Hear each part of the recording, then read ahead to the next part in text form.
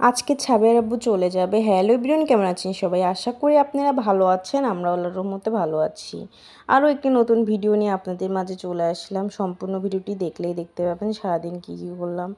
এই যে ছেলে মেয়ে ঘুম থেকে উঠে আসার পরে এই রুমে খেলতেছিল। আমার ছেলে কি জানি ওদের মতোই খেলা বুঝে গিয়েছে। ও ছাবেরা 3 ফ্রেন্ড একসঙ্গে এরকম টম অ্যান্ড জেরি খেলে। ওরকমভাবে ছেলেও শিখে গিয়েছে, ওরকমভাবে 2 ভাই বোন একসঙ্গে খেলা করতেছে। 2 ভাই বোন একসঙ্গে সুন্দর করে খেলা করবে, আবার মাঝে মাঝে ঝামেলা লেগে পড়ে যায়, মারামারি করবে। আমার ছেলে প্রচুর দুষ্টু, ওর বোনকে শুধু মারবে। ও মেরে জিততে চায়, ও কখনো হারবে না, ও ফার্স্ট হওয়া লাগবে নাকি। তারপরে ছেলে মেয়েকে সকালে নাস্তা খাওয়ানো হয়ে গিয়েছে।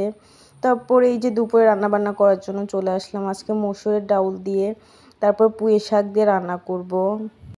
সেই জন্য মসুরের ডাউল, বাটা মশলা, হলুদের গুঁড়া, মরিচের গুঁড়া, ধনিয়ার গুঁড়া, টেস্ট অনুযায়ী লবণ দিয়ে ঢাকনা দিয়ে দিলাম। মনে হচ্ছে পুঁই শাকগুলো অনেক, কিন্তু পরে কমে যাবে।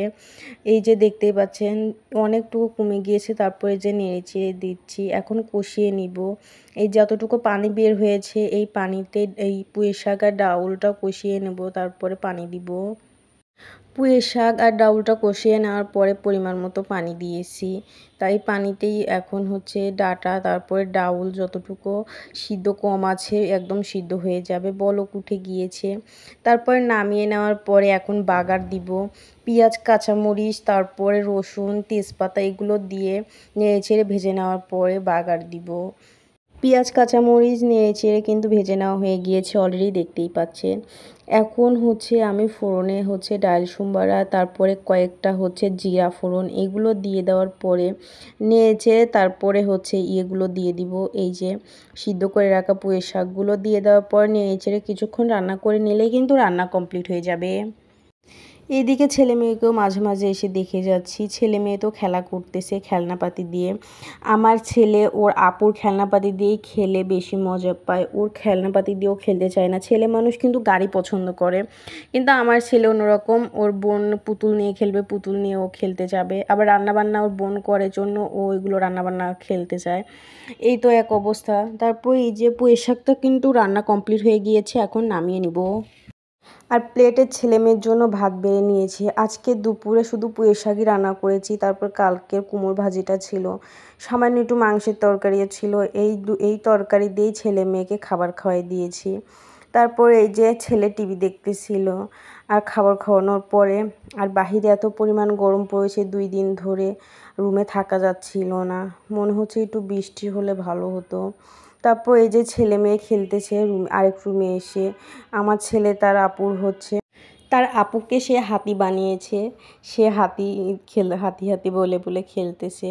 আর ভাই বোনের মধ্যে কিন্তু অনেক মিল আছে, অনেক দুইজন ভালোবাসে কিন্তু 2 ভাই বোনকে। ওদের 2 জন ছাড়া 2 জনে কিন্তু চলে না, দেখতেই পাচ্ছিলেন। আমার ছেলে কিন্তু ওর ভাইয়াকে চুমু খেলো। ও চুমু খেতে এসে ও থুতু দিয়ে দিয়েছে। এত দুষ্টু আমার ছেলে, দেখতেই পাচ্ছিলেন। আবার একটু পর আবার খেলতে চলে আসছে, আবার হাতি বানিয়েছে তার আপুকে, হাতি হাতি বলে খেলতেছে। এই তো সারাদিন এরকমভাবেই চলে আমার ছেলে মেয়েকে নিয়ে আমার দিনটা হাসি মুখে। মানে আমার ছেলে নিয়ে আমার সারাদিন এরকমভাবেই কাটে, খুব আনন্দের সাথে। বিকেলে আবার গন্ধ বাদালের পাতা দিয়ে মসুরের ডাউল দিয়ে বড়া ভেজে দিচ্ছিলাম। আপনাদের ভাইয়ার যেহেতু প্রচুর ঠান্ডা লেগেছে, গলা ব্যথা, লেবু পানি খাচ্ছিল ঠান্ডার জন্য। ওর জন্য দোয়া করবেন সবাই। ঠান্ডাটা সারতেছিল না, জ্বর সেরে গিয়েছে কিন্তু ঠান্ডা সারতেছিল না। সেই জন্য মসুরের ডাউলটা দুপুরে ভিজিয়ে রাখছিলাম আর গন্ধ বাদালের পাতা দিয়ে বড়া ভেজে দিচ্ছিলাম বিকেলে। আর আপনাদের ভাইয়া কিন্তু আজকেই চলে যাবে। আর এই যে মেয়ে খাচ্ছে, একদিকে ভাজতেছি একদিকে ছেলে মেয়ে দুইজনই খাচ্ছিল, ছাবের বাবাও খাচ্ছিল। গরম গরমই খেতে এগুলো নাকি ভালো লাগে।